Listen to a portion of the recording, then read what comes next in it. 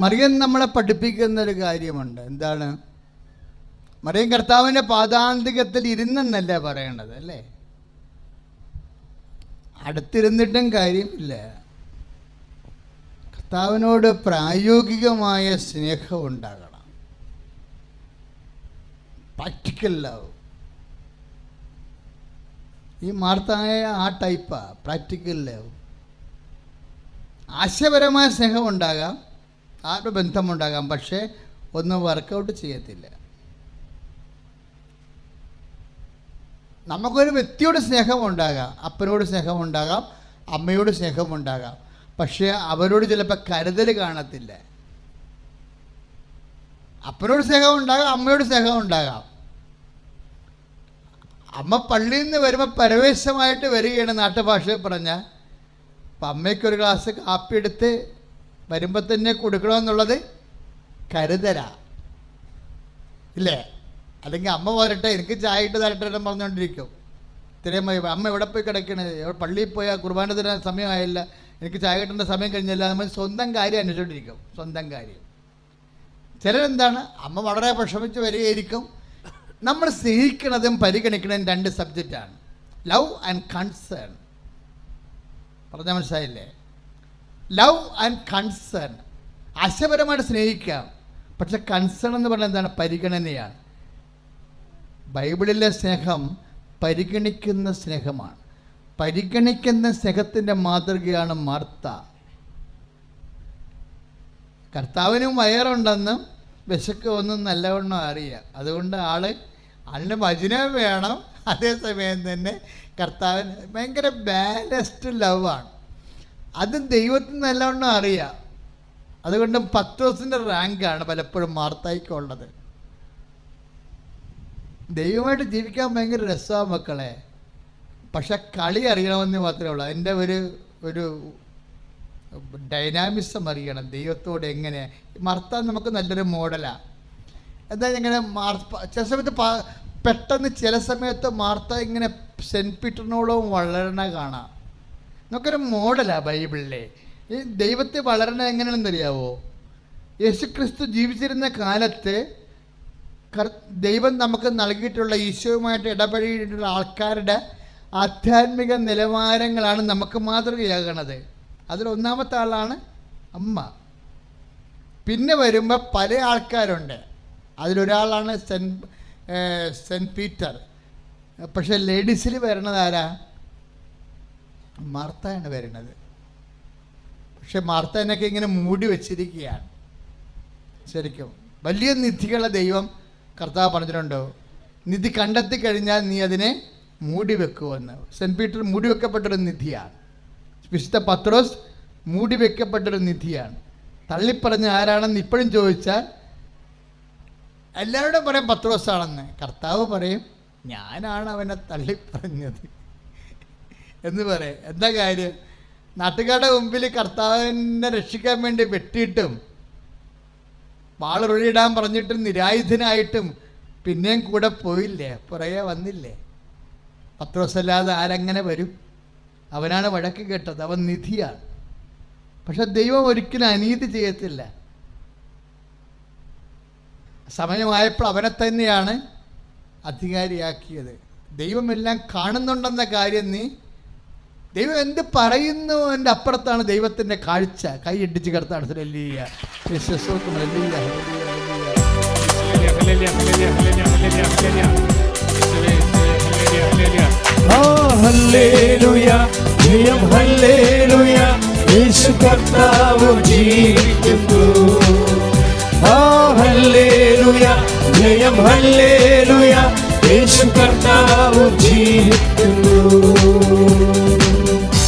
പരിശുദ്ധ പരമ ദിവ്യകാരുണ്യത്തിന് എന്നേരവും ആരാധനയും സ്തുതിയും പുകഴ്ചയും ഉണ്ടായിരിക്കട്ടെ. ഇപ്പൊ മാർത്ത എന്നാ പറയണത്?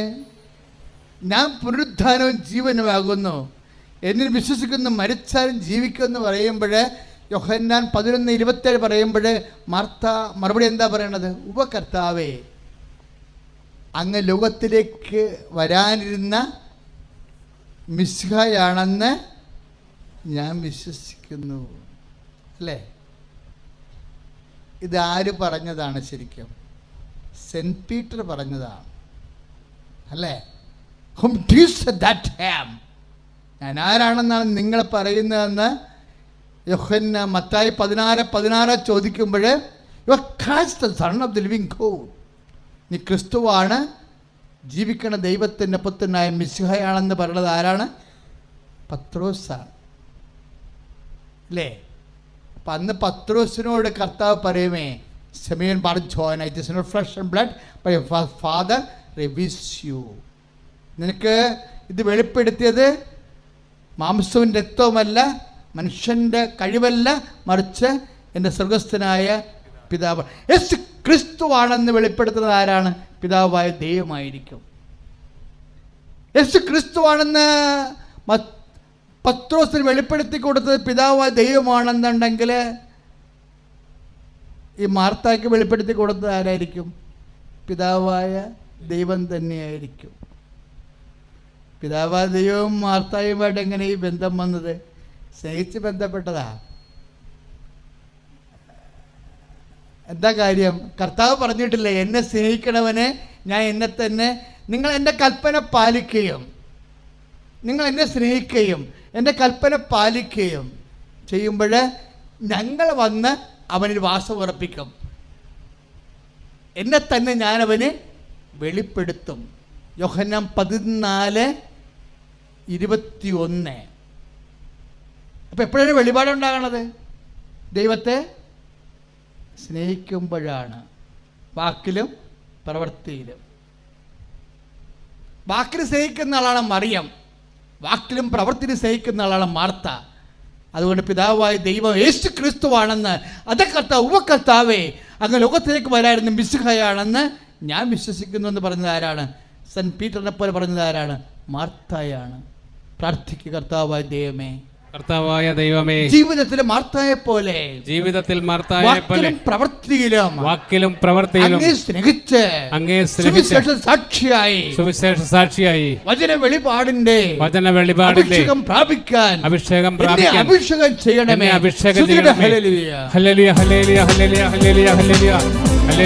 മാർത്ത ഹൈലൈറ്റ് ചെയ്യപ്പെട്ടിരിക്കുന്ന ദിവസമാണ്. ഒരുപക്ഷെ നിങ്ങൾ യൂട്യൂബിൽ അത് കേൾക്കുമ്പോൾ കണ്ണീരോടെ പ്രാർത്ഥിക്കണം, കർത്താവേ വാക്കിലും പ്രവൃത്തിയിലും ഈ ജീവിതത്തിൽ ഒരു ചെവി അങ്ങേക്കും, ഒരു ചെവി ജീവിതത്തിൻ്റെ ഉത്തരവാദിത്തം കൊടുത്ത് മാർത്തായെപ്പോലെ വാക്കിലും പ്രവൃത്തിയിലും നിന്നെ സ്നേഹിച്ച് നിൻ്റെ അഭിഷേകം പ്രാപിക്കുവാൻ, നിൻ്റെ വെളിപാട് കൈക്കൊള്ളുവാൻ, പത്രോസിനോളം ഈശോയിൽ വളരുവാൻ എന്നെ സഹായിക്കണമേ എന്ന് ആത്മാർത്ഥമായി പ്രാർത്ഥിക്കണം. വലിയ നിധികളെ കർത്താവ് മൂടിവെക്കുമെന്ന് പറയും. ദൈവം നിന്നെ നിധിയായി കണ്ടു കഴിഞ്ഞാൽ നീ ദൈവിക ശാസ്ത്രം മേടിക്കാൻ തയ്യാറാകണം. കാര്യമില്ലാതെ ദൈവം ശാസിക്കും. എന്നെയും ശാസിച്ചിട്ടുണ്ട് കുറേ. ഞാൻ ചെയ്യാത്ത തെറ്റിനൊക്കെ കുറേ ശാസ്ത്രം മേടിച്ചിട്ടുള്ള ആളാണ്. പക്ഷെ എനിക്കതൊന്നും മനസ്സിലാവത്തില്ലായിരുന്നു അപ്പോഴൊക്കെ. ഇപ്പോഴൊക്കെ മനസ്സിലാവൂ. അതുപോലെ നീ ശാസ്ത്രം മേടിക്കും ദൈവത്തിൽ നിന്ന്, ചെയ്യാത്ത കുറ്റത്തിന്. നിനക്ക് നീതിയായിട്ടുള്ള കാര്യങ്ങൾ ചിലപ്പോൾ ദൈവം തരേണ്ടുള്ള കാര്യങ്ങൾ പോലും ചിലപ്പോൾ തരാണ്ടിരിക്കിട്ട് നിന്നെ വലിക്കും. അപ്പോൾ ഓർക്കണം, ദൈവതയിലെ എന്നെ നിധിയായി ദൈവം കണ്ടു, മാർത്തായോളം എന്നെ ഉയർത്തി, പത്രോസിനോളം എന്നെ തിരിച്ചറിഞ്ഞ് കർത്താവിനെ മൂടി വെച്ചെന്ന്. ഹല്ലേലൂയ ഹല്ലേലൂയ ഹല്ലേലൂയ ഹല്ലേലൂയ ഹല്ലേലൂയ ഹല്ലേലൂയ ഹല്ലേലൂയ യേശുവേ മഹത്വം യേശുവേ മഹത്വം യേശുവേ ഹല്ലേലൂയ ഹല്ലേലൂയ ഹല്ലേലൂയ ഹല്ലേലൂയ ഹല്ലേലൂയ ഹല്ലേലൂയ യേശുവേ ഹല്ലേലൂയ ഹല്ലേലൂയ ഹല്ലേലൂയ മഹത്വം കർത്താവേ മഹത്വം കർത്താവേ ഹല്ലേലൂയ ഹല്ലേലൂയ ഹല്ലേലൂയ ഹല്ലേലൂയ ഹല്ലേലൂയ ഹല്ലേലൂയ ഹല്ലേലൂയ ഹല്ലേലൂയ ഹല്ലേലൂയ ഹല്ലേലൂയ ഹല്ലേലൂയ ഹല്ലേലൂയ യേശുവേ യേശുവേ യേശുവേ യേശുവേ ഹല്ലേലൂയ ഹല്ലേലൂയ ഹല്ലേലൂയ ഹല്ലേലൂയ ഹല്ലേലൂയ യേശുവേ ആരാധന യേശുവേ ആരാധന യേശുവേ ആരാധന ആരാധന ആരാധന ആരാധന യേശുവേ ആരാധന യേശുവേ.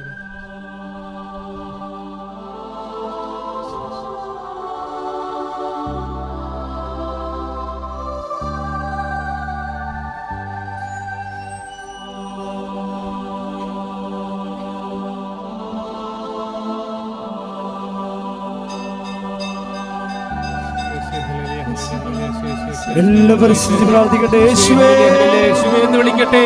യേശുവേ യേശുവേ യേശുവേ യേശുവേ യേശുവേ എന്ന് വിളിക്കട്ടെ. ഹല്ലേലൂയ ഹല്ലേലൂയ യേശുവേ യേശുവേ യേശുവേ ഹല്ലേലൂയ ഹല്ലേലൂയ ഹല്ലേലൂയ ഹല്ലേലൂയ ഹല്ലേലൂയ ഹല്ലേലൂയ ഹല്ലേലൂയ ഹല്ലേലൂയ യേശുവേ മഹത്വം യേശുവേ മഹത്വം യേശുവേ ആരാധന യേശുവേ ആരാധന യേശുവേ യേശുവേ യേശുവേ കർത്താവേ യേശുവേ ഹല്ലേലൂയ ഹല്ലേലൂയ ഹല്ലേലൂയ ഹല്ലേലൂയ ഹല്ലേലൂയ ഹല്ലേലൂയ യേശുവേ യേശുവേ യേശുവേ യേശുവേ ഹല്ലേലൂയ ഹല്ലേലൂയ ഹല്ലേലൂയ ഹല്ലേലൂയ യേശുവേ യേശുവേ യേശുവേ യേശുവേ ഹല്ലേലൂയ ഹല്ലേലൂയ യേശുവേ യേശുവേ യേശുവേ യേശുവേ യേശുവേ യേശുവേ യേശുവേ യേശുവേ ഹല്ലേലൂയ ഹല്ലേലൂയ ഹല്ലേലൂയ യേശുവേ യേശുവേ യേശുവേ യേശുവേ യേശുവേ യേശുവേ യേശുവേ യേശുവേ യേശുവേ പരിശുദ്ധ പരമമാ ദിവ്യകാരുണ്യമേ എന്നുമെന്നും അങ്ങേക്കാരാധന. എൻ്റെ പേര് ലൈജു. മാള, തൃശ്ശൂർ ജില്ലയിൽ മാള ഫൊറോനപ്പള്ളിയിൽ ഇടവകയാണ്. ഞാൻ 2023 ഒക്ടോബർ 24 തീയതിയാണ് ആദ്യമായി അമ്മയുടെ മണ്ണിൽ കാലുകുത്തുന്നത്. ഞങ്ങൾ രണ്ടുപേരും. ഇതിക്ക് മുൻപ് ജീവിതത്തിൽ മാതാവിൻ്റെ ഒത്തിരി അനുഗ്രഹങ്ങൾ എന്നിലൂടെ എനിക്കും എൻ്റെ കുടുംബത്തിനും എന്നോട് ബന്ധപ്പെട്ടവർക്ക് ഉണ്ടായിട്ടുണ്ടെങ്കിലും കൃപാസനം എന്താണെന്നോ ഒന്നും ഉടമ്പടി എന്താണെന്നോ ഒന്നും അറിയാതെ ഹസ്ബൻഡിൻ്റെ നിർബന്ധത്താൽ ഹസ്ബൻഡിന് ഒത്തിരി നാളായുള്ള ആഗ്രഹപ്രകാരം ഞാൻ കൂടെ വന്നു എന്ന് മാത്രം. ഇവിടെ വന്ന് കയറി ഇതെല്ലാം കഴിഞ്ഞു. അച്ഛൻ്റെ ക്ലാസ്സൊക്കെ കേട്ട് അതിനിടയ്ക്ക് ഹസ്ബൻഡ് പറയാണ്, നീ ഉടമ്പടി എടുക്കണം. അപ്പം ഞാൻ കണ്ടിരിക്കുന്നത് ഇതേവരെ അമ്പൊക്കെ എടുക്കുന്നതാണ് ഞാൻ ഇതുവരെ കണ്ടിരിക്കുന്നത്. അങ്ങനെ എന്തോ എടുക്കുന്ന സംഭവമാണെന്ന് വിചാരിച്ച് ഞാൻ ഒത്തിരി പേരോട് ചോദിച്ചിരുന്നു ഇവിടെ വരുന്നതിന് മുന്നേ ഉടമ്പടി എന്താണെന്ന്. അവർ പറയുന്നത് ഒന്നും തന്നെ എനിക്ക് വ്യക്തമായിരുന്നില്ല. അപ്പം ഞാൻ അങ്ങനെ എന്തോ എടുക്കുന്നതെന്നപ്പോൾ ക്ലാസ് കേട്ട് കഴിഞ്ഞപ്പോൾ സംഭവങ്ങൾ തമ്പുരാൻ്റെ ഇഷ്ടപ്രകാരം ജീവിക്കണം, മാതാവിൻ്റെ പറയുന്ന പോലെ മാതാവ് എങ്ങനെ പെരുമാറി എളിമയോട് കൂടി പെരുമാറിയോ അതുപോലെ തന്നെ. അപ്പം ഞാൻ എല്ലാവരോടും സ്നേഹത്തോടുകൂടി എല്ലാവരും പറയും, എത്ര ദേഷ്യമുള്ളവരോടും ഞാൻ സൗമ്യമായി തന്നെ പെരുമാറുള്ളൂ. പക്ഷേ ഇനി എന്താ പ്രത്യേകത എന്ന് എനിക്ക് ക്ലാസ്സിൽ നിന്നാണ് പിടിയിട്ടത്. അങ്ങനെ ഞാൻ ഉടമ്പടി എടുത്തു. അന്ന് ഞങ്ങൾ പോയി. അപ്പോൾ ആ സമയത്ത് ഞങ്ങൾ വരാൻ തന്നെ കാരണം ഹസ്ബൻഡ് നിർബന്ധം ഇതിക്ക് മുന്നേ ഉണ്ടായിട്ടുണ്ടെങ്കിലും മകളുടെ പഠിപ്പും വിവാഹവും മകൻ്റെ +2 കഴിഞ്ഞ് അവന് ഹയർ സ്റ്റഡിക്ക് പോകണം. അങ്ങനെ ഫിനാൻഷ്യലായിട്ട് ഒത്തിരി ബുദ്ധിമുട്ടുന്ന സമയം. ഒരു വിധത്തിലും കൊറോണ സീസൺ വന്നോട്ടൊരു ഒരു എഡ്യൂക്കേഷൻ സെൻറ്റർ നടത്തുമായിരുന്നു. 10-14 വർഷമായിട്ട് അത് സ്റ്റോപ്പായി. ഓൺലൈൻ ക്ലാസ് മാത്രം, അതും പറ്റാത്ത പോലെ, ഒറ്റയ്ക്കൊന്നും പറ്റില്ല. അപ്പോൾ അതേപോലെ മാനേജ് ചെയ്യാൻ ബുദ്ധിമുട്ട്, അതും സ്റ്റോപ്പായ പോലെ. എന്ത് ചെയ്യണമെന്നറിയാതെ വട്ടം കറങ്ങി നിൽക്കുന്ന സമയത്താണ് ഹസ്ബൻഡ് പിന്നെയും നിർബന്ധിച്ചിട്ട് ഞങ്ങളിവിടെ എത്തിയത്. അന്ന് മുതൽ എന്തച്ഛൻ പറഞ്ഞോ എന്താണ് കൃപാസനം ഉടമ്പടി എന്നറിഞ്ഞ നിമിഷം മുതൽ ഞാനാണ് ഉടമ്പടി എടുത്തതെങ്കിലും എൻ്റെ മാസ്റ്റർ എൻ്റെ ഹസ്ബൻഡായിരുന്നു. എല്ലാം എൻ്റെ ഒപ്പം ചെയ്ത് എനിക്ക് കാണിച്ചു തന്നു.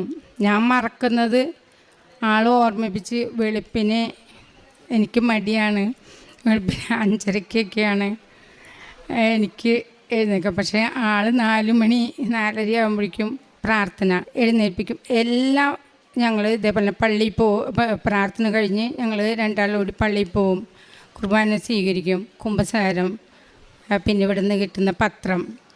ആദ്യമൊക്കെ എനിക്കും എല്ലാവരുമായിട്ടും മിങ്കിൾ ചെയ്ത് ജീവിച്ച ആളാണെങ്കിലും പത്രം കൊടുക്കുന്നതെന്ന് പറഞ്ഞാൽ എല്ലാവരും പറയുന്ന പോലെ എൻ്റെ ഉള്ളിലും ഭയങ്കര ഒരു എന്താ പറയുക, അവർ കൂടുതലും മുസ്ലിംസും ഹിന്ദുസും ഒക്കെയാണ് ഞാൻ കൂടുതൽ കണക്ഷൻ.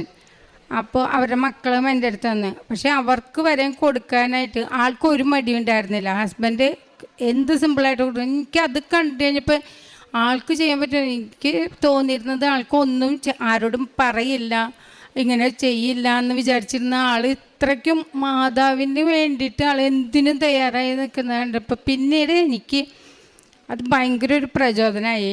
പിന്നെ എനിക്ക് ഇതുവരെ ഒരു മടി അങ്ങനെ തോന്നിയിട്ടില്ല. എനിക്ക് പോരാകെ ഇവിടെ എത്ര കെട്ട് പത്രം തന്നിട്ടുണ്ടെങ്കിലും അത് പോരാകെ, അയ്യോ 2-3 കെട്ടും കൂടി വാങ്ങായിരുന്നു അല്ലേന്ന് ഞങ്ങൾക്ക് കൊടുത്തു കഴിയുമ്പോൾ ഞങ്ങൾ പറയും. ഓട്ടോ സ്റ്റാൻഡിലും ഗവൺമെൻറ് ഹോസ്പിറ്റലിൽ 2-3 ഹോസ്പിറ്റലിൽ വേറെ ഉണ്ട്. അവിടെ എല്ലായിടത്തും കൊടുക്കും.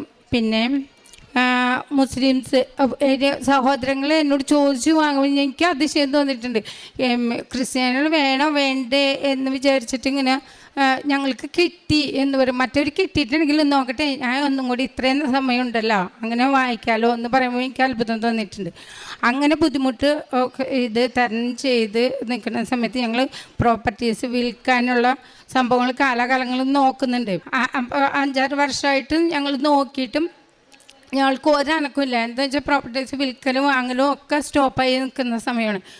അപ്പം എന്നോട് ഹസ്ബൻഡ് പറഞ്ഞു, നമ്മൾക്ക് മാതാവിൻ്റെയോട് പ്രാർത്ഥിച്ച് വിശ്വാസപ്രമാണം ചൊല്ലി ഞങ്ങൾ രണ്ടാളും തൈലം കുരിശ് വരച്ച് വീട്ടിൽ നിന്ന് ഞങ്ങൾ ഉപ്പുമായി പോയി. അപ്പം അങ്ങനെ കൊണ്ടുപോയി 4 കോർണറിലും ഇട്ട് പ്രാർത്ഥിച്ച്.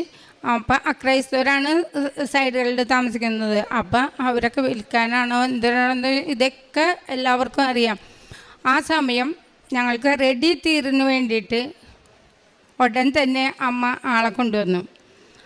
അത് റെഡി തീർ നടത്താൻ വേണ്ടി പേപ്പേഴ്സുമായിട്ട് രജിസ്ട്രേഷൻ്റെ വേണ്ടിയിട്ട് വില്ലേജ് ഓഫീസിൽ അതിക്ക് മുന്നേ ഒരു കരാറ് എഴുതി അത് നീങ്ങിപ്പോയി എന്തോ കാരണം പറഞ്ഞിട്ട്. അപ്പോൾ അമ്മേ ഇത് കൂടുതൽ ഞാനപ്പോൾ ആൾ തകർന്ന പോലെ ആയിട്ട് പിന്നെ എനർജറ്റിക്കാണ്. അപ്പം ഞാൻ പറയും നമ്മൾക്ക് മാതാവിനോട് അടുത്തത് പോരാ, അതുകൊണ്ടാണ് വീണ്ടും ഇതേപോലെ തന്നെ നമ്മൾ ഒന്നും കൂടി മാതാവിൻ്റെ അടുത്തേക്ക് അടുക്കാൻ വേണ്ടിയിട്ടാണെന്ന് പറയാം. മക്കളോടും പറയും, മക്കൾ ഇവിടെ ഇല്ല, ഞങ്ങളുടെ കൂടെ ലേബറോടാണ്. അപ്പോൾ അവരോട് പറയും, മക്കളെ ഒന്നും കൂടെ നമ്മൾ പ്രാർത്ഥിക്കണം, നമ്മൾക്ക് എല്ലാ അനുഗ്രഹം തരണത് മാതാവ്. ഒക്ടോബർ മാസത്തിലും മെയ് മാസത്തിലാണ് കോരി ചൊരിയുന്ന പേമാരി പോലെ ഞങ്ങൾക്ക് അനുഗ്രഹങ്ങൾ വരുന്നത് ജീവിതത്തിൽ ഇന്നേ വരെ. അപ്പോൾ അത് പങ്കിടാനായിട്ട് ഷെയർ ചെയ്യാൻ സ്ഥലത്ത് ഗൾഫിലായിരുന്നു. കുഞ്ഞുങ്ങൾ അവർ ചെറുതായിരുന്നു, എങ്കിലും അവർക്കറിയാം ഞാൻ ഓരോ കാരണങ്ങൾ പറഞ്ഞ് അവർക്ക് അറിവ് വയ്ക്കും തോറും പറഞ്ഞു കൊടുക്കുമായിരുന്നു. എങ്കിലും ചുറ്റുമുള്ളവരെന്നോട് ചോദിക്കും, നീ ആരോടായി പ്രാർത്ഥിക്കണത്? എല്ലാ കാര്യങ്ങളും ഇതേപോലെയാണല്ലോ നടന്നുകൊണ്ടിരിക്കുന്നത്, വിചാരിച്ച പോലെ ഒന്നല്ല. നീ ഇപ്പോൾ മനസ്സിൽ വിചാരിക്കണത് തമ്പുരാൻ നടത്തി തരാം. ആരോടെ? ഞാൻ പറയാം, എൻ്റെ മാതാവ്. ഞാൻ എന്ത് പറയുമ്പോൾ എൻ്റെ മാതാവ് എന്ന് പറയാം. എല്ലാവരും എന്നെ മാതാവ് എന്ന് വിളിച്ച് കളിയാക്കാറുണ്ട്. അപ്പോൾ അങ്ങനെ ഈ രണ്ടാമത്തെ തീറിൻ്റെ റെഡി തീറിൻ്റെ വന്ന് വില്ലേജ് ഓഫീസിൽ ചെന്ന് കഴിഞ്ഞപ്പോൾ വില്ലേജ് ഓഫീസർ ഹസ്ബൻഡിനോട് പറയാണ് 10 വർഷത്തെ പേപ്പേഴ്സും കൂടി ഉണ്ടെങ്കിൽ ആ രജിസ്ട്രേഷൻ നടക്കുള്ളൂ. ആള് 10 വർഷത്തെ പേപ്പേഴ്സ് ഇനി എത്രയും വേഗം ഇത് തീരെ നടന്നിട്ടുണ്ടെങ്കിൽ ഞങ്ങളുടെ ഓരോ കാര്യങ്ങളും കീഴാധാരങ്ങൾ 10 വർഷത്തെ കൂടി വേണമെന്ന് പറഞ്ഞപ്പോൾ ആൾ തകർന്നിട്ടെന്ന് വെച്ചാൽ അത് തീർന്ന് നടക്കുന്ന സമയത്ത് ആരാണ് എന്താണ് 10 വർഷം മുന്നേ ആരുടെ കയ്യിലായിരുന്നു കുറേ പ്രാവശ്യം കൈമാറിയിരിക്കുന്നതാണ്. അവരൊക്കെ കണ്ടുപിടിച്ച് അവരുടെ കയ്യിൽ നിന്ന് കിട്ടണം, അല്ലെങ്കിൽ പിന്നെ വേറെ എന്തെങ്കിലും ചെയ്യണം. അത് വിചാരിച്ച് നിന്ന സമയത്ത് മാതാവിനെയും കൊണ്ടാണ് ആൾ വില്ലേജ് ഓഫീസിൽ പോയിരിക്കുന്നത്. കാശ് രൂപവും ഉപ്പും ഉണ്ടാവും. ഞങ്ങൾ ഏത് വഴിക്ക് പോകുമ്പോഴോ മാതാവിനോട് പറഞ്ഞിട്ട് മാതാവെ നിറവേറ്റി തന്നേക്കണേ എന്ന് പറഞ്ഞിട്ട് രൂപത്തിൻ്റെ നിന്ന് ഞാൻ 2 മിനിറ്റ് നിൽക്കുള്ളെങ്കിൽ ആൾ 10 മിനിറ്റ് നിന്നിട്ടേ പോകുള്ളൂ മാതാവിനെ എല്ലാം ഏൽപ്പിച്ചിട്ട്. എന്നിട്ട് ഈ വില്ലേജ് ഓഫീസർ 5 മിനിറ്റ് ഇങ്ങനെ നിന്നു ഇത് പറഞ്ഞു കഴിഞ്ഞിട്ട്. ആളും എന്ത് ചെയ്യും മാതാവെന്ന് ഓർത്ത് നിന്ന്. അപ്പോൾ ആ സെക്കൻഡ് കൊണ്ട് വില്ലേജ് ഓഫീസർ തിരിച്ച് പറയാണ്, എനിക്ക് ട്രാൻസ്ഫറാണ്, ഞാനിപ്പോൾ തന്നെ ഇത് ചെയ്തു തരാം, തന്നില്ലെങ്കിൽ ഇനി നിങ്ങൾ ഈ പേപ്പേഴ്സൊക്കെ കൊണ്ടുവരുമ്പോൾ വേറെ ആളായിരിക്കും ഈ സംഭവങ്ങളൊന്നും പിടിയിട്ടാത്ത ആളായിരിക്കുന്നു. അന്ന് തന്നെ മാതാവ് അത്രയും പീരീഡ്സ് ഷോർട്ടാക്കിയിട്ട് അന്ന് തന്നെ ആ പേപ്പേഴ്സ് റെഡിയാക്കി ആൾക്കാരുടെ കയ്യിൽ കിട്ടി. അത് എൻ്റെ അമ്മ ഒരിക്കലും ഞങ്ങൾക്ക് മറക്കാൻ പറ്റാത്ത ഒരനുഭവം. അതുപോലെ തന്നെ 10-11 വർഷത്തോളമായിട്ടുണ്ട് ഞങ്ങളുടെ ഉറ്റമിത്രമായിരുന്ന ആൾ ക്യാഷ് പഠിക്കാൻ കുട്ടിക്ക് മകന് പഠിക്കാൻ വേണ്ടി. രണ്ടാമത്തെ വിഷയം 10 വർഷത്തിലേറെയായി ഞങ്ങളുടെ ഉറ്റമിത്രമായിരുന്ന ഒരാൾ മക്കൾക്ക് പഠിക്കാൻ സഹായം ചോദിച്ചു. ഞങ്ങളുടെ മക്കൾ അന്ന് 8-9 അപ്പം നിങ്ങളുടെ മക്കൾ ഇതാകുമ്പോഴേക്കും തരാമെന്ന് പറഞ്ഞിട്ട് സഹായത്തിന് വേണ്ടി ക്യാഷ് വാങ്ങിയിട്ട് പോയിരുന്നു. അത് ഞങ്ങൾ മക്കൾ 10ൽ കഴിഞ്ഞപ്പോൾ തുടങ്ങി ചോദിക്കാൻ തുടങ്ങിയിട്ട് പിന്നെ സംസാരമില്ല, ഫോൺ അറ്റൻഡ് ചെയ്യില്ല, പിന്നെ മിണ്ടില്ല, ആ വഴിക്ക് വരില്ല, അങ്ങനെയായി ഒരു കണക്ഷനും ഇല്ലാണ്ടിരിക്കുന്നു. ഞങ്ങൾ ഇങ്ങനത്തെ ഒരു ക്രിട്ടിക്കൽ സ്റ്റേജിൽ കൂടെ സാമ്പത്തികമായി ഞങ്ങൾ നീങ്ങിക്കൊണ്ടിരിക്കണേ. ഞാൻ ഇതിന് വേണ്ടിയിട്ട് ഒരു ഓഫീസറെ കാണാൻ വേണ്ടിയിട്ട് മാതാവിൻ്റെ ഉപ്പ് 2 വിരലിൻ്റെ തുമ്പത്ത് ഞാനിങ്ങനെ പിടിക്കാറുണ്ട്. ആ ഓഫീസിലേക്ക് കയറുന്ന സമയത്ത് ഓഫീസറുടെ ടേബിളിൻ്റെ സൈഡിൽ വയ്ക്കാൻ വേണ്ടിയിട്ട്.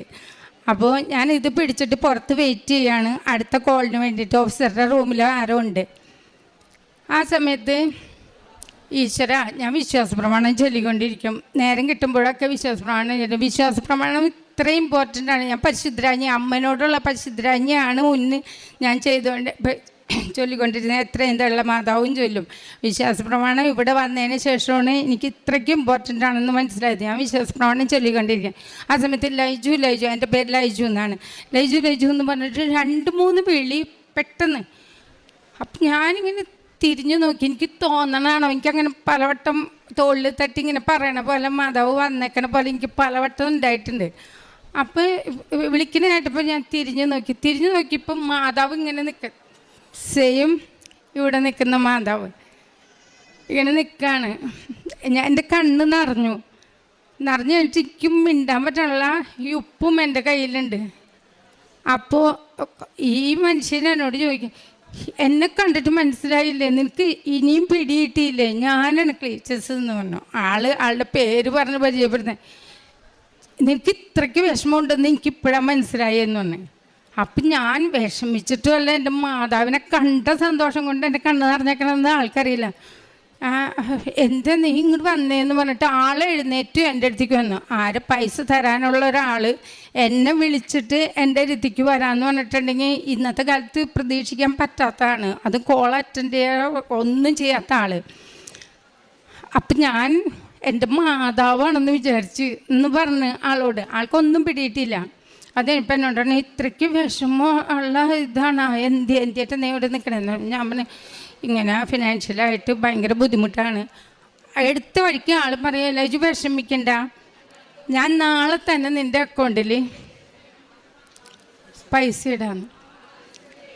ഞാൻ വിശ്വസിച്ചില്ല, സത്യമായിട്ട് ഞാൻ വിശ്വസിച്ചില്ല. ഈ ഉപ്പ് എൻ്റെ കയ്യിലിരിക്കണ്ടെങ്കിലും ആൾ പറയണത് എന്താണെന്ന് വെച്ചാൽ അതിക്ക് മുന്നേ ഹസ്ബൻഡ് വിളിച്ചെടുക്കില്ലെങ്കിലും ഞാൻ വിളിക്കുമ്പോൾ 100 പ്രാവശ്യം വിളിക്കുമ്പോൾ 1 പ്രാവശ്യം പണ്ട് എടുത്തിട്ട് തരാട്ട, അല്ല ഇജു വിഷമിക്കണ്ട, നീ വിഷമിക്കണ്ട, ഞാൻ തരാട്ട, എന്നെ വിശ്വസിച്ചൂടെ എന്നൊക്കെ പറയും. ആ പറച്ചിൽ തന്നെ എനിക്ക് തോന്നിയത്. അത് എങ്കിലും എൻ്റെ കണ്ണിൽ നിന്ന് ഇങ്ങനെ വെള്ളം വന്നുകൊണ്ടിരുന്നു. അപ്പോൾ ആൾ നീ വിഷമിക്കണ്ട, ആളുടെ ഇങ്ങനെ കിട്ടാത്ത വിഷമമാണെന്ന് ചോദിച്ചിട്ട് ആൾ വീണ്ടും പറഞ്ഞു. സത്യം പറയട്ടെ, പിറ്റേ ദിവസം തന്നെ എന്നോട് പറഞ്ഞു 10-10:30 കഴിയും ഇട്ടാ അക്കൗണ്ടിൽ വരുമ്പോൾ നോക്കണേ, ഇട്ടപ്പോൾ തന്നെ ഞാൻ വിളിക്കാട്ടോ എന്നാണ്. 11 മണിയായപ്പോൾ കോള് വരാതെ ഇപ്പം ഞാനൊന്ന് വിളിച്ചപ്പോൾ എന്നോട് പറഞ്ഞു ഇപ്പം ഇട്ടിട്ടുണ്ട്, ഇത്തിരി നേരം വൈകിപ്പോയി എന്ന് പറഞ്ഞു. അങ്ങനെ തന്നെ ഞാൻ ബാങ്കിലേക്ക് വിളിച്ച് ഇത് ബാലൻസ് നോക്കിയപ്പോൾ കയറിയിട്ടുണ്ട്. അപ്പം ഞാൻ ആ കണ്ണ് നിറഞ്ഞ് മാതാവിനെ കണ്ട നിമിഷം ഞാൻ മാതാവിനോട്, മാതാവേ എന്തെങ്കിലും എൻ്റെ കയ്യിൽ കിട്ടണമെങ്കിൽ അത് അമ്മയ്ക്കും കൂടി അവകാശപ്പെട്ടാണ്, അമ്മയ്ക്ക് ഞാൻ ആ ഓഹരിയും കൊണ്ട് വരും, ഞാനാളും കൂടി എന്ന് പറഞ്ഞ്. ഞങ്ങൾ ആ ദിവസങ്ങളിൽ തന്നെ ഇവിടെ വന്നിരുന്നു അമ്മയ്ക്കുള്ള കാണിക്കയായിട്ട്. അങ്ങനെ ആ കിട്ടാക്കടം എന്ന് പറഞ്ഞത് വർഷങ്ങളായിട്ടുള്ള കിട്ടാക്കടം ഒറ്റ ദിവസം കൊണ്ട് ഞങ്ങളുടെ കയ്യിൽ വന്നു തീർത്തിന്. പിന്നെ അത് കഴിഞ്ഞിട്ട് ഞങ്ങൾ ഇവിടെ വന്ന് ഞാൻ ഉടമ്പടി പുതുക്കി. ഹസ്ബൻഡ് ഉടമ്പടി എടുത്തിരുന്നില്ല, എങ്കിലും ഉടമ്പടിയിൽ അപ്പുറം കടന്നുള്ള പ്രാർത്ഥനകളായിരുന്നു. ബൈബിൾ വായന ഫുൾ ടൈം, ബൈബിൾ വായന സമയം കിട്ടുമ്പോഴൊക്കെ. അപ്പം ഞാൻ ജോലിക്ക് പോകുമ്പോഴും ഒറ്റയ്ക്കാവുമ്പോൾ, ഞാൻ ആഴ്ചയിൽ മാസത്തിലൊക്കെ വരുമ്പോഴും എനിക്ക് ഡൗട്ടുണ്ടാവും. ഒറ്റയ്ക്ക് ഈ പ്രയറൊക്കെ പ്രാർത്ഥനയൊക്കെ, കുടുംബ പ്രാർത്ഥന എന്ന് പറഞ്ഞത് ഞങ്ങളുടെ ജീവിതത്തിൽ ഇന്നേ വരെ എന്ത് ബുദ്ധിമുട്ടുണ്ടായിട്ടുണ്ടെങ്കിലും എന്ത് പരിപാടികളുണ്ടായിട്ടുണ്ടെങ്കിൽ ഞങ്ങൾ മുടക്കാറില്ല. സ്റ്റഡി സെൻറ്റർ ഉണ്ടായിരുന്നപ്പോൾ 11:30 പൂട്ടി, നൈറ്റ് ക്ലാസ് ഉണ്ടാകുമ്പോൾ 10:30-11 മണി അത് പൂട്ടി വന്നിട്ടും ഞങ്ങൾ പ്രാർത്ഥന എത്തിച്ചിട്ടേ ബാക്കി എന്തും ചെയ്യാറുള്ളൂ. അപ്പം അത് അങ്ങനെ ചെയ്തിട്ട് ഇപ്പോൾ ആളും അന്ന് വന്ന് ഞാൻ പുതുക്കി, ആൾ പുതിയ ഉടമ്പടി എടുത്തു. അതിക്ക് മുന്നേ ഞങ്ങൾ 3 പ്രാവശ്യം ഞങ്ങൾക്ക് നാട്ടിൽ നിന്നിട്ടുണ്ടെങ്കിൽ സെൻറ്ററും ഇല്ല, ഒന്നുമില്ല. മക്കൾക്ക് പഠിക്കണം, ഫീസ് അടയ്ക്കണം, മോൻ പോയിട്ടേ ഉള്ളൂ, പഠിക്കാൻ തുടങ്ങിയിട്ടുള്ളൂ. അപ്പം ഞങ്ങൾ പുറത്തേക്കുള്ള ജോബ് വിസയ്ക്ക് വേണ്ടി ട്രൈ ചെയ്തു. പക്ഷെ പല പല പല പ്രശ്നങ്ങളായിരുന്നു. ഏജ് ഓവറായത് മാത്രമല്ല, ആളുടെ ബർത്ത് സർട്ടിഫിക്കറ്റ് പോലും ഇല്ല. അപ്പോൾ കാലാകാലങ്ങളായിട്ട് ഗൾഫിലായിരുന്നു. അത് വെച്ചിട്ട് ഞങ്ങൾ എങ്ങനെ ചെയ്തിട്ടും 3 പ്രാവശ്യം റിജക്റ്റായി. അപ്പോഴും എൻ്റെ മാതാവ് വേറെ എന്തെങ്കിലും ആയിരിക്കും. അപ്പോൾ പല സിസ്റ്റേഴ്സും ഓരോ ഗവൺമെൻറ്റിൽ സെൻറ്റർ ഇടാം, നമ്മൾക്ക് ചെയ്ത് തരാം എന്നൊക്കെ പറഞ്ഞിട്ട് വിളിക്കാൻ തുടങ്ങി. അപ്പോൾ ഇതായിരിക്കും നമ്മൾക്ക് പറഞ്ഞിരിക്കുന്നതെന്ന് പറഞ്ഞ് ഞാൻ ആളോട് പറഞ്ഞില്ല, മനസ്സിൽ കരുതിയപ്പോൾ ആൾ എന്നോട് പറഞ്ഞു, നമ്മൾക്ക് അമ്മ ചെയ്തു തരും, നമുക്ക് അമ്മയോട് തന്നെ പറയാം, അമ്മ ഒരിക്കലും ഉപേക്ഷിക്കില്ല എന്ന് പറഞ്ഞിട്ട് ആൾ ഉടമ്പടി എടുത്ത് ഞങ്ങളും ഉടമ്പടിയിൽ തന്നെ ജീവിച്ച് എല്ലാം പത്രങ്ങൾ വിതരണം ചെയ്യലും പിന്നെ അനാഥാലയങ്ങളും പിന്നെ വൃദ്ധസദനങ്ങളും ഞങ്ങളവിടെ പോകാറുണ്ട്. അവർക്ക് വേണ്ടത് ചെയ്തു കൊടുക്കാറുണ്ട്. അത് ഫുഡ് വീട്ടിൽ നിന്ന് തയ്യാറാക്കി കൊണ്ടുപോയി എല്ലാവർക്കും അവരുടെ ഒപ്പം ഞങ്ങളും ഇരുന്ന് കഴിച്ച് എല്ലാം ക്ലീൻ ചെയ്തിട്ടേ പോരാറുള്ളൂ. അപ്പോൾ അങ്ങനെ ഇത് ഞങ്ങൾ വീണ്ടും ഉടമ്പടി എടുത്ത് ഉടമ്പടിയിലായിരുന്നു വിസയ്ക്ക് കൊടുത്തു. VFC ചെന്നു. അവിടെ ഒരു യങ് മെയിൽ സ്റ്റാഫായിരുന്നു അതേവരെ എല്ലാവരെയും ഇത് ചെക്ക് ചെയ്തിരുന്നതും പേപ്പേഴ്സ് നോക്കിയിരുന്നതും. ഞങ്ങൾ കയറി അവിടെ മുന്നിൽ ചെന്നിരുന്നപ്പോൾ ഈ മെയിൽ സ്റ്റാഫ് എഴുന്നേറ്റ് പോയി. എടുത്ത വഴി എൻ്റെ ഹസ്ബൻഡ് എന്നോട് പറയും, മാതാവാണ് വന്നിരിക്കണതെന്ന് പറഞ്ഞു. എനിക്കറിയില്ല, എനിക്ക് പെട്ടെന്ന് സങ്കടം വരും. എൻ്റെ കണ്ണ് നിറഞ്ഞെങ്കിലും ഞാൻ പെട്ടെന്ന് അവരുടെ മുന്നിലൊന്നും അങ്ങനെ കാണിക്കരുത്, നല്ല സ്റ്റഡി ആയിട്ടിരിക്കണമെന്നൊക്കെ എന്നെ പറഞ്ഞു വിട്ടേ. അപ്പം ഞാൻ ഓക്കെ എന്ന് പറഞ്ഞു. അപ്പോഴും എൻ്റെ ഉള്ളിൽ ഭയങ്കര ഡൗട്ടായിരുന്നു. അപ്പോൾ ചോദിച്ച് സിമ്പിളായിട്ട് ചോദിച്ച് ചിരിച്ച് കഴിച്ചെന്ന് പറഞ്ഞോണം വെള്ളം കുടിക്കുക. അവർ വേറെ ഒന്നും ചോദിച്ചില്ല. അതേപോലെ തന്നെ ആളുടെയും ഞങ്ങൾക്ക് 15 ദിവസത്തിനുള്ളിൽ ഇപ്പം ഞങ്ങൾക്ക് 2 ആൾക്കും വിസ അടിച്ചു വന്നു. മാതാവിൻ്റെ അനുഗ്രഹം കൊണ്ട് മാത്രമാണ്, കൃപ കൊണ്ട് മാത്രമാണ്. ഞങ്ങൾക്ക് യാതൊരു യോഗ്യതയും ഇല്ല എന്ന് ഞങ്ങൾക്കറിയാം. അപ്പം ആളുടെ ഏജ് 7 വർഷം കൂടിയാണ് സർട്ടിഫിക്കറ്റിൽ കിടക്കുന്നത്, പാസ്പോർട്ടിൽ, മുന്നത്തെ പാസ്പോർട്ടിൽ കിടക്കുന്നത്. അത്രയും ഡിഫറൻസ് ഉണ്ട്. എന്നിട്ട് പോലും ഞങ്ങളെ നിരസിച്ചില്ല അമ്മ. അപ്പോൾ ഞങ്ങൾ ഈ 20-ാം തീയതി ആവുമ്പോഴേക്കും ഞങ്ങൾക്ക് ഓക്കെ ആവും സംഭവങ്ങൾ. അപ്പം അമ്മ ഇതിലും ഒത്തിരി അനുഗ്രഹങ്ങൾ തന്നിട്ടുണ്ട്. പിന്നെ എൻ്റെ അടുത്ത് ഉണ്ടായിരുന്ന പിള്ളേരുകളും ടീച്ചേഴ്സും അന്യ മതക്കാരാണെങ്കിലും എല്ലാ സ്കൂളുകളിൽ നിന്നും റിജക്റ്റ് ചെയ്തിട്ട് നിങ്ങൾ കാരണം കൊണ്ട് 100% പോകും എന്ന് പറഞ്ഞിട്ട് എക്സാം എഴുതണ്ട എന്ന് പറഞ്ഞ് വിട്ടിരിക്കുന്ന പല മക്കളെയും അമ്മമാർ കരഞ്ഞിട്ട് എൻ്റെ അടുത്ത് കൊണ്ടുവന്നിട്ടുണ്ട്. എൻ്റെ കഴിവുകൊണ്ടല്ല, ഞാൻ അവരോട് എപ്പോഴും പറയും, ഒരു സ്കൂളുകാരും നിങ്ങൾ വെല്ലുവിളിക്കണ പോലെ ഒരിക്കലും പറയരുത്. എൻ്റെ ഉടനെ ഈ മക്കളെ എക്സാം എഴുതാൻ പോകുന്ന സമയത്ത് ഞാൻ ചെയ്യണ കണ്ട് എൻ്റെ ഉള്ള ഹിന്ദു ടീച്ചേഴ്സും മുസ്ലിം ടീച്ചേഴ്സും ചെയ്യാറുണ്ട്. ഒരു തിരുഹൃദയത്തിൻ്റെയും ഒരു മാതാവിനെ ഞാൻ അവിടെ വെച്ചിട്ടുണ്ട്. മാതാവിനോട് ഞാൻ പറയും, ആരും കേൾക്കാറില്ല, ഞാൻ മാത്രമുള്ളപ്പോൾ പിള്ളേരുകളെ എക്സാമിൻ്റെ സമയത്ത് എൻ്റെ അടുത്ത് വന്ന് യാത്ര പറഞ്ഞ് ഇറങ്ങുമ്പോൾ ഞാൻ പറയും, മാതാവേ അവരെ കാക്കണേ. എന്താണ് അവരുടെ മാതാപിതാക്കൾ അത് വിചാരിച്ചിട്ട് അവരെ മാത്രം പ്രതീക്ഷിച്ചിട്ടാണ് എൻ്റെ അടുത്ത് വിട്ടിരിക്കുന്നത്. അവരെ എന്നും കാത്തുകൊള്ളണേ എന്ന് പറഞ്ഞിട്ട് ഒരു മക്കൾക്ക് പോലും തിരിച്ച് ട്യൂഷൻ എന്ന് പറഞ്ഞുകൊണ്ട് അവർ ഫെയിൽഡായിട്ട് തിരിച്ച് കയറി വന്നിട്ടില്ല. അത് നമ്മളുടെ ഇതുകൊണ്ടല്ല, മാതാവിൻ്റെ ഒറ്റ സഹായം കൊണ്ട് മാത്രമാണ്.